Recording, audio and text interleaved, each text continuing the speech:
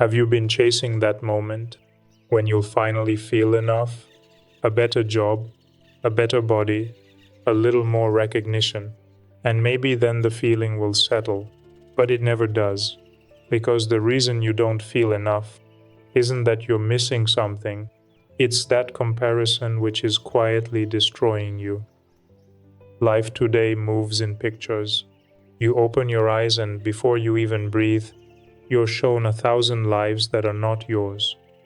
Someone is running faster, someone is laughing louder, someone has even arrived where you have not yet set foot, and without noticing, the mind begins to count. This is better, this is worse, this is almost equal. Buddha called this the counting mana, translated as the comparing mind. This isn't an evil force, rather a habit born from tunha, which means the thirst to become someone. We like to believe comparison helps us improve, yet most of the time it keeps us thirsty. Each scroll, each glance, is another sip of salt water. It seems to refresh, but the thirst returns sharper. The mind isn't really comparing things, it's comparing selves, and the self it builds is always slightly behind or slightly ahead of someone else. Never fully here, never fully enough. Notice what happens when you stare too long at another person's light. Your own flame begins to tremble. The heart that was calm starts to measure. Maybe I should be there by now. Maybe I have fallen behind. This is the moment peace leaves, not because you lost something real, but because you stepped out of yourself. The Buddha said that craving wears 3 faces: the craving for pleasure, the craving to become, and the craving not to be. The reason why comparison is very dangerous is because it can wear all 3 of these faces at once. For example, when we compare, we crave another's joy, we crave to become their image, and we crave to erase what we already are. And still, nothing truly changes. Only suffering grows. Imagine your heart as a still pond of water, and your peace as your reflection in this pond. Every thought of better or less is a small stone that is thrown into this pond, causing the ripples spread, and the reflection disappears. We think peace must be rebuilt, repaired, or earned, but it mostly needs to be left alone. Put the stones down, and watch how the surface clears by itself. The world will not stop offering mirrors. They are endless, some shining, some cracked. You are not required to lean into each one. You can let them drift by like clouds, noticed for a moment, then allowed to go. This is called sati, also known as mindfulness, the gentle art of returning to your breath, to your body, and to the now. Each return is a small liberation. Each breath whispers, "You are already here." When you remember this, jealousy softens. The fire that once burned for what others have begins to cool because you see the truth of abundance. The sun loses nothing by lighting another window. This is called mudita, the joy that celebrates another's happiness. When you bless someone's success, your own heart expands to fit the blessing. Their rise doesn't reduce you, it reminds you what light can do. Some worry that this attitude will kill ambition, but the Buddha never asked us to stop walking. He asked us to walk while awake. Ambition guided by comparison is a race without rest.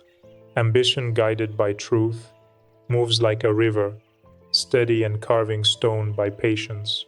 Your peace is your path. No 2 seeds bloom on the same morning, and you cannot hurry a season by envying another's. Think of the small steps you take each day that no one sees. The decision to speak gently, the breath taken before anger, the apology offered before pride could stop you. These are victories, quiet, invisible, and yet powerful. They shape a life more deeply than anything or a number we see on a screen. When the comparing mind returns, and it will, don't fight it. See it and name it softly. Say, "This is mana." Often, that name is enough. It's like recognizing thunder and trusting the sky will clear. The moment you see the habit, you're a little freer of its grip. Take one breath for awareness, one for gratitude, one for peace. Feel the body steady itself, and as the pond clears again, gratitude is water for the fire of envy. So when you practice gratitude by counting what is already here, craving loses its oxygen. Look around, the breath that kept you through the night, the food that awaits you, the friend who answered, the sky that keeps its promise to open every morning. These are not small things. They are evidence that life is already giving. Happiness was never hiding in someone else's story. It lives in the quiet way you drink your own tea, in the laugh that escapes when no one is watching, in the soft place between inhale and exhale. If your mind is full of craving, even a rich life feels poor. If your mind is full of peace, even a simple life feels full. Think of a child who plays with nothing but a stick and sunlight. This joy is unpurchased. This joy is from within. That is what you were before comparison began. So when you stop chasing validation, you stop handing your worth to strangers. Your value has never been a vote. From birth, you carried a light. That cannot be traded. Praise may wipe the surface for a while. Criticism may add a little dust. But the diamond remains the same. Gold in the mud is still gold. There will always be voices trying to measure you. Numbers, followers, titles, speed. Let them talk. You don't have to answer every question about your worth. Sometimes silence is the most truthful reply. Let success be redefined, not being ahead, but being aligned. The day you live in alignment with your heart is the day you succeed, whether anyone sees it or not. Life becomes softer when you stop fighting for position. People stop being rivals and return to being fellow travelers, each carrying unseen weights, each learning in their own way. As compassion grows, judgment fades. You realize everyone is walking home, just by different roads. If you ever feel lost, come back to the body. The ground is still here. The breath still moves. The heart keeps its rhythm. Presence never left. Only you wandered away. Each time you return, you rebuild peace from the inside out. Do not rush your growth. You are not behind. You are becoming, at the pace truth requires. The tree outside your window does not compete. It reaches upward quietly. Do the same. Grow towards the sun, without comparison. Patience is faith in motion. Gratitude, mindfulness, compassion, joy, these are not moods. They are muscles.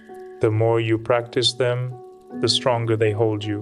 When comparison comes again, you will feel it, but you will not drown. You will smile, breathe, and let it pass, like a small cloud crossing a vast sky.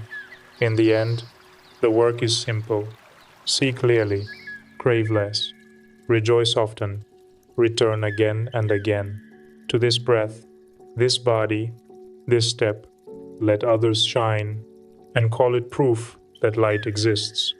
Put down the stones. Let the pond be still. Your reflection has always been there, waiting for you to stop stirring the water. Not better, not worse, but free.